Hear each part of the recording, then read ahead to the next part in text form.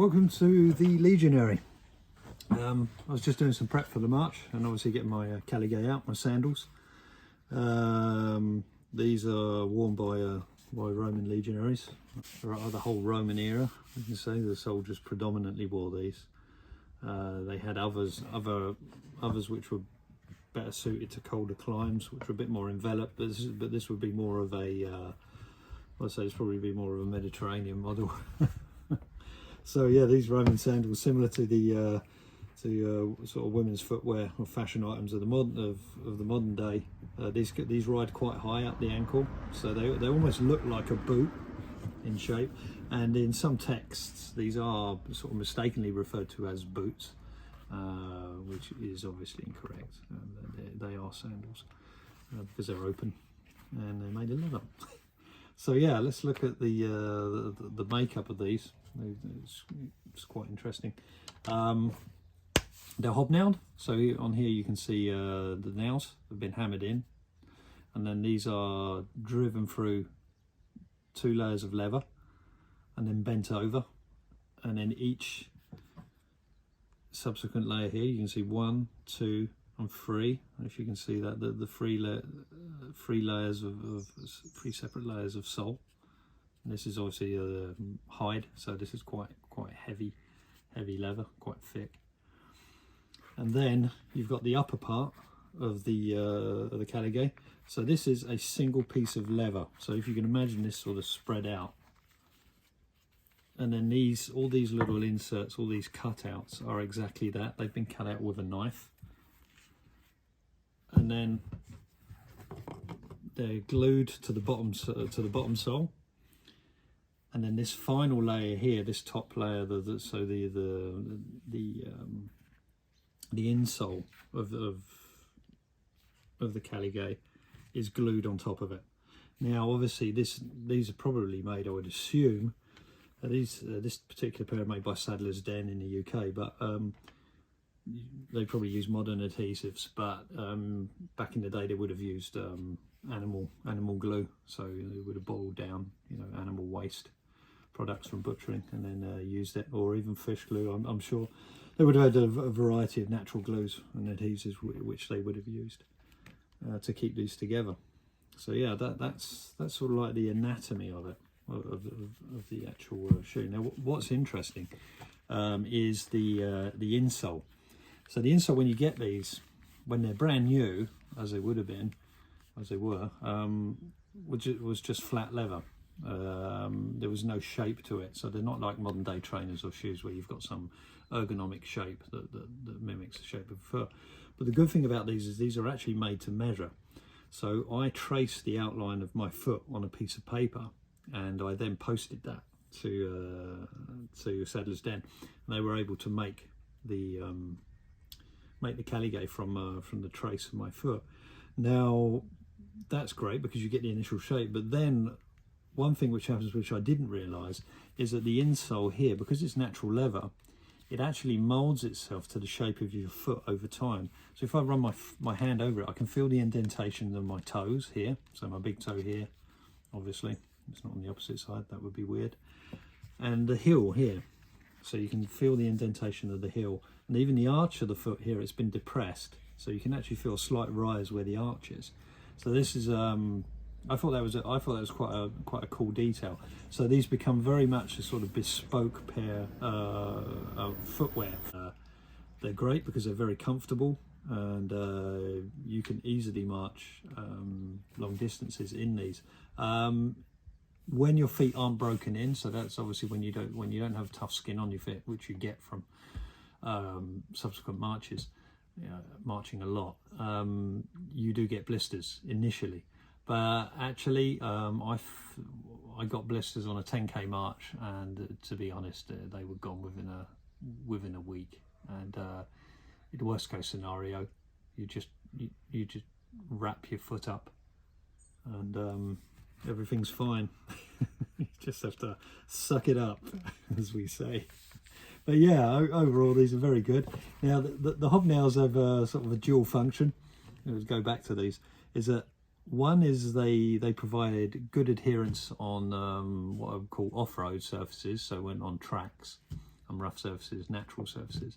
But if you're on anything like tiles, paving slabs, any smooth surface, they're quite treacherous, so you tend to slip around a bit.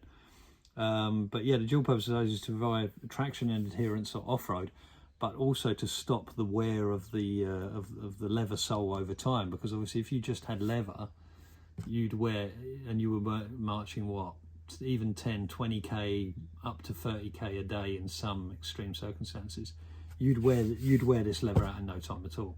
So this provides a sort of buffer between between the road and the leather, so it has that dual role. It's a bit like putting, imagine it like tires on a car, obviously the tread on the tire.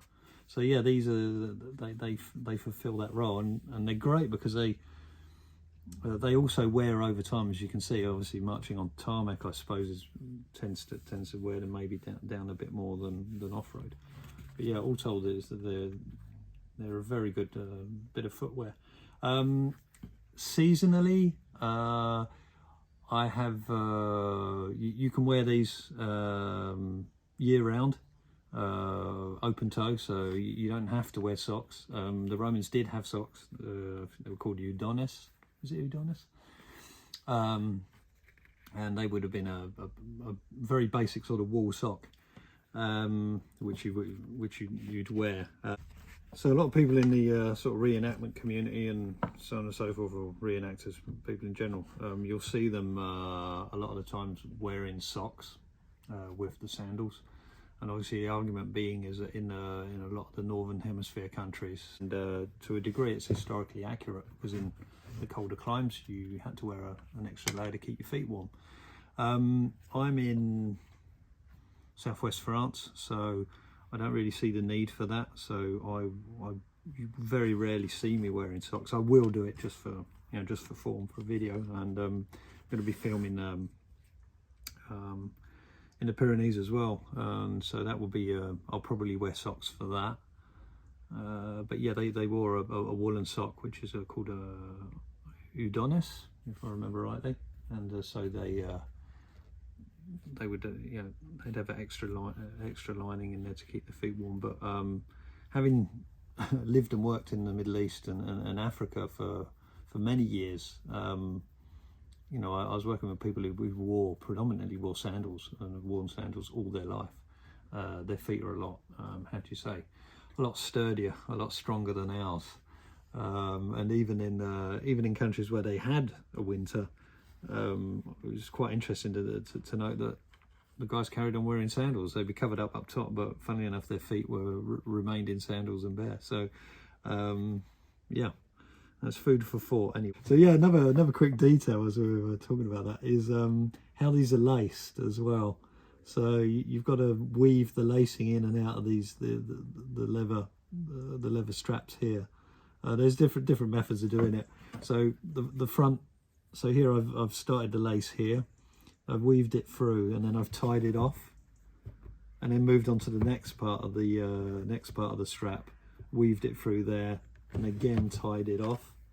So it's sort of these can be done up in sort of three parts, and then obviously the last lacing weaves in and out of these straps, and you cross them over and then tighten them. It's important to get the actual sandal looking like this at the end, where these are upright, because if you look at images from the era, so it would be an engraving, or a stone carving of a Roman legionary, you will notice the footwear actually depicted in this fashion, and so we know that they were worn in this style. So these would be sticking up. They wouldn't be laid flat or folded in. So we know that they actually wore them thanks to those images. But yeah, these are, as I said, it's a great piece of footwear, very resilient. Very comfortable to wear, and I'm going to be sort of breaking my feet in again, toughening my feet up, so that the future marches should become easier as time goes on. So yeah, there we have it, the Roman hobnailed sandal, or Caligae. Are there any other? These are clean now. These are ready to go. As you can see, I've oiled the laces and they're ready. Cleaned down the leather here. Didn't put any leather on the soles because I don't want my feet sliding around. There are different patterns on the soles. So historically, they've even had some figures, almost like a stick figure of a man kneeling and praying. I think it was one design, one pattern that they found. There's no set pattern for the hobnails, at least not that we're aware of. So the Caligae. Thanks for watching.